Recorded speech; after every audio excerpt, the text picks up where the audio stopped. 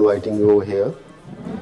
I always feel I don't know what I'm doing with amongst anesthetists. I'm not an anesthetist, neither cardiac, nor general, nor pain, nor labor anesthetist.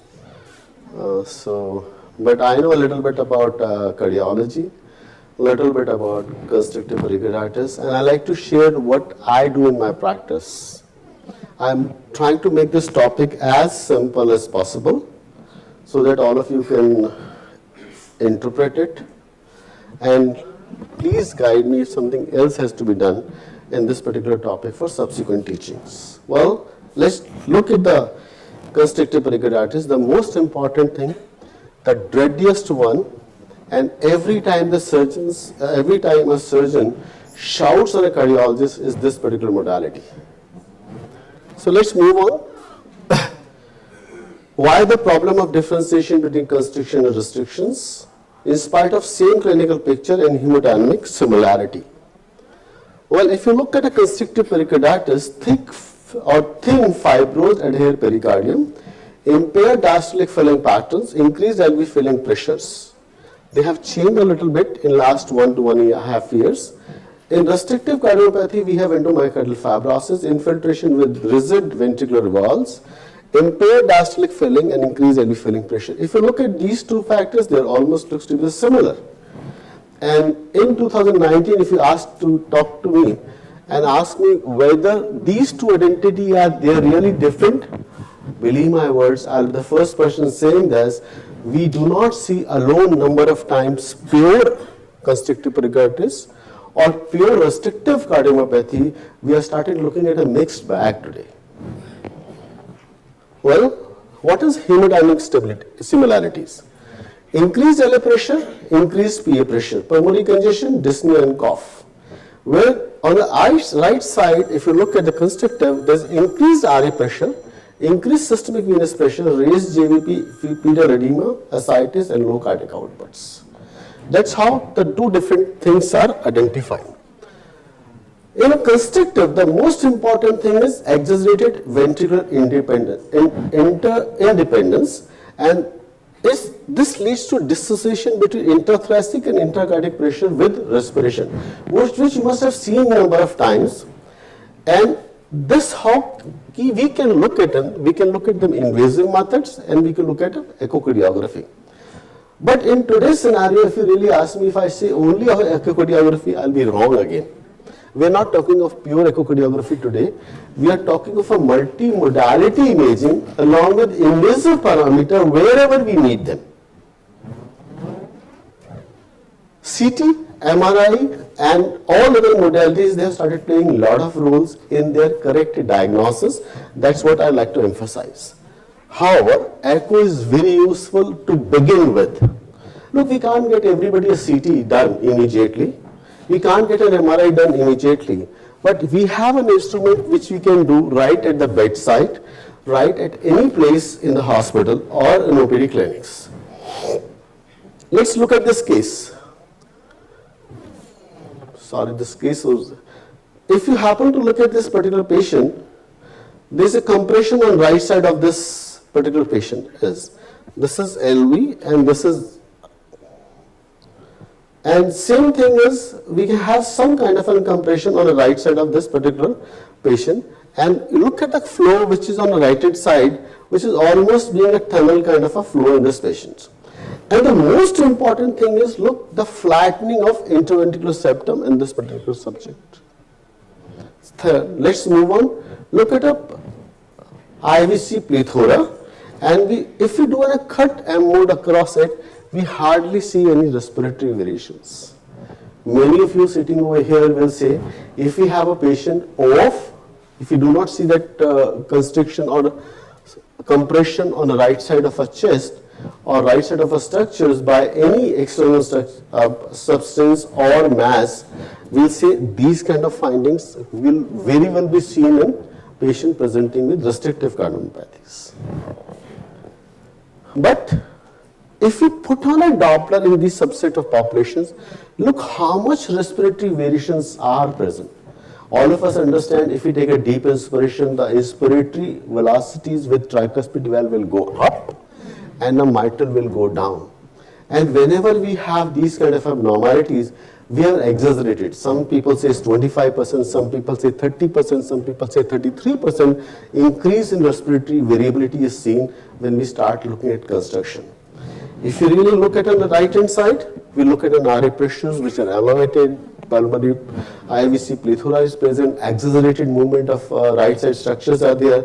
There could be some compression by a mass or by a pericardium leading to all these kind of structures.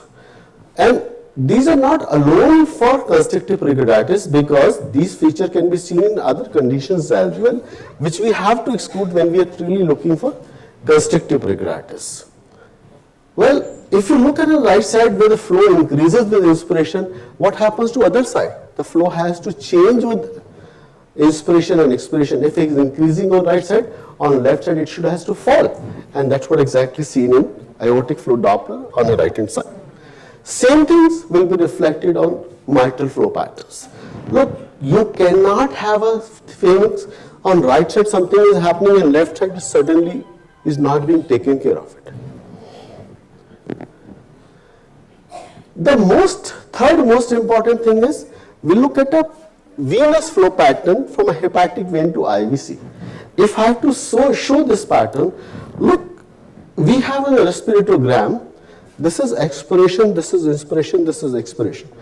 With expiration and with inspiration, and compare this pattern with, and in early expiratory you find a reversal of flow, and what we say either a W pattern or some people say M mode patterns. If I put these things together, here is a normal pattern, here is look at the early expiratory diastolic reversal flow is seen, which is very well, quite common in subject with constrictive pericarditis.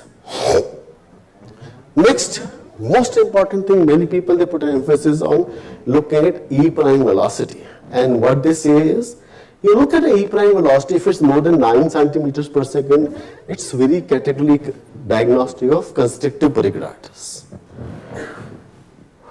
And that's what is, you look at the E prime velocity, you look at the E wave velocity and take the ratio, and if the ratio is normal, again you are suggestive of constrictive pericarditis.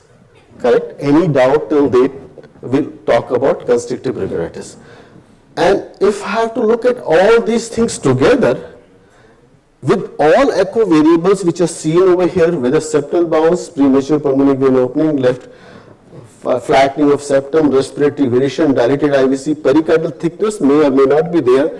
With the respiratory variations and TDI with M mode, cleft flow propagation velocities, if we put all those together, we should have a very good idea about a constrictive pericarditis. And if I put all these three important factors, as being said recently in JACC 2019, this is, if you look at this respirophasic ventricular septal shift, preserved and increased E prime velocity more than 9, prominent hepatic vein expiratory diastolic flow reversal. And they are very good in coming down to diagnosis of constrictive pericarditis. One just slide talking of how the constrictive pericarditis develop. Development occurs for acute or no obvious pericarditis, developing fibrosis and constriction, that could be one. On the other hand, you develop acute pericarditis, effusive, absorptive, constrictive and calcification. That's how the development can happen over a period of time. Many people they ask how much is the pericardial thickness. Look, the pericardial thickness varies from modality to modality. If I'm an echo specialist, I always say how much pericardial thickness is there. But if I may switch over to a person who is not an echo, other imaging modalities, this is how they put on their pericardial thickness. And in today's circumstances, you can have a constrictive pericarditis with or without significant pericardial thickness.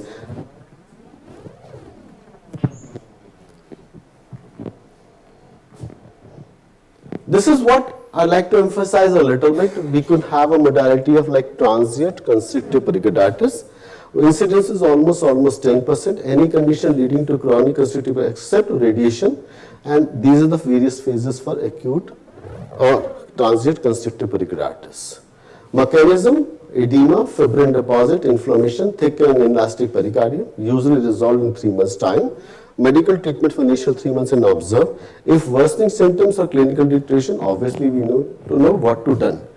And this is what we have seen many times in our own practice and clinic. When somebody send us a patient for a evaluation for CP, or especially not CP, for pericardial effusion, we start looking at effusive constrictive pericarditis. And subsequently the fluid disappears, the patient is still in constrictive pericarditis, and I can categorically remember a patient who was a young female, 24-year-old, and when we said she has got a constrictive pericarditis, father was very apprehensive, look, how can we get the surgery done? My colleague was very categorically saying, let's continue with the steroid for some more time, and the things gradually disappeared over a period of time. That's what clinical sense it was. Now, this is one important modality which makes a lot of difference today in constriction versus restriction by 2D strain. I don't know how many of you are doing a 2D strain. Very good modality for day-to-day practice. If you utilize this particular modality, you will have a very good chances of division or identifying constrictive pericarditis in today's practice. Look at this slide. This whole thickening is present in the posterior part. I'm sorry for this slide, somehow they are not playing today. And this is what, with lot of respiratory variations and all those kind of a thing, this is a patient who has got a constrictive pericarditis which is present in the absence of any respiratory variations.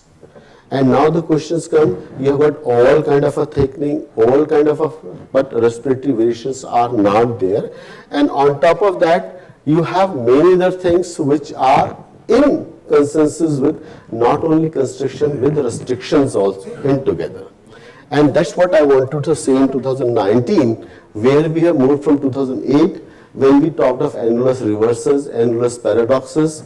Then we started putting a lot of emphasis on these parameters, and finally in 2019, like to put a couple of papers which makes a lot of difference in today's practice.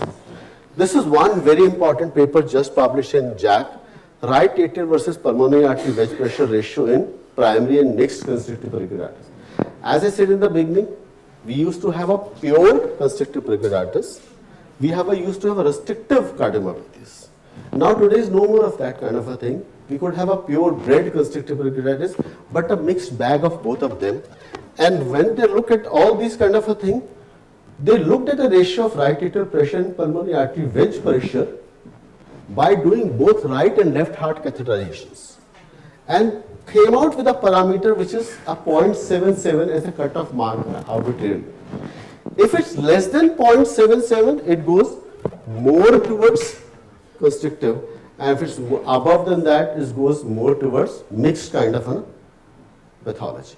And that's what we should understand. Look, today's scenario is many people are coming with many other things. I can quote a paper recently which I read, I was presenting somewhere. When we started utilizing 2D strain in aortic stenosis, we found that 17% of 2D strain severe aortic stenosis people were suffering from amyloidosis, and which would later on prove that they came out to be amyloidosis. The same thing is happening to this particular modality. When we start looking at constrictive pericarditis, we are finding many people where E to E prime ratio is not normal. And that's what I mean to say is, look at this particular parameter which makes a lot of difference, and this is how it helps in differentiating RA pressure, pulmonary capillary wedge pressures in constrictive pericarditis. We can identify pure versus mixed bag of constrictive pericarditis. And this paper absolutely substantiated by Alan Klein in his subsequently editorial work of JACC in his own presentation, saying that no significant correlation median lateral E to prime wave and pulmonary artery wedge pressure was found. And you can have either pure pericardial restraint versus a mixed bag of the disease which is positive.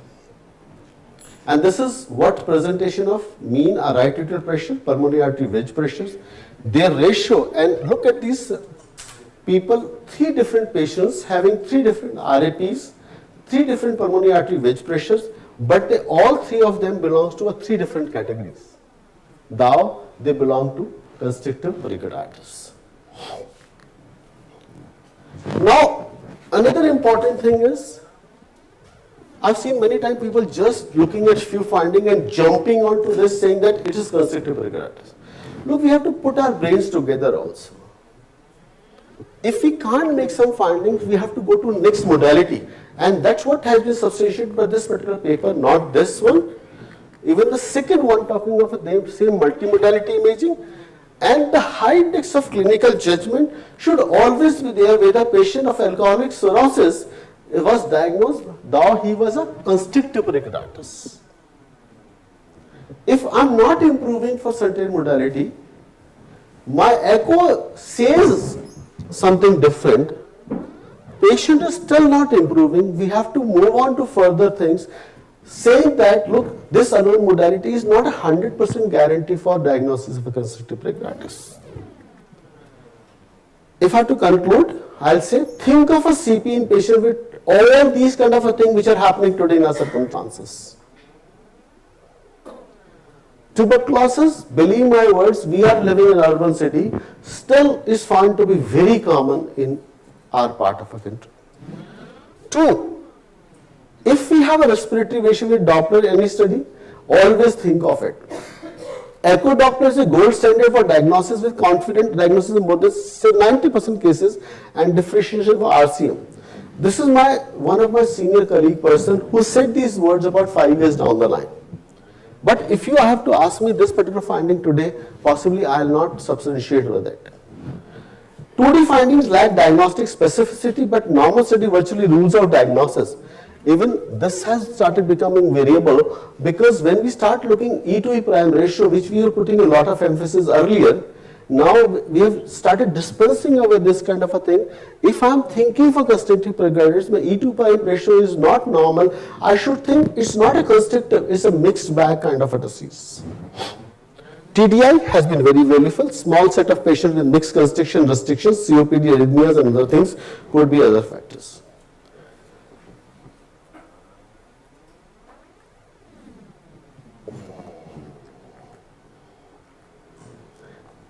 What I say in 2019, very high index of clinical suspicion. Believe my words, put your head together if you are doing a diagnosis. The earlier inverse paradoxes now could be variable. Invasive right and left heart catheterization with a cutoff value of 0.77 helps in differentiating purebred versus mixed etiology. And in 2019, just don't put an emphasis on echo.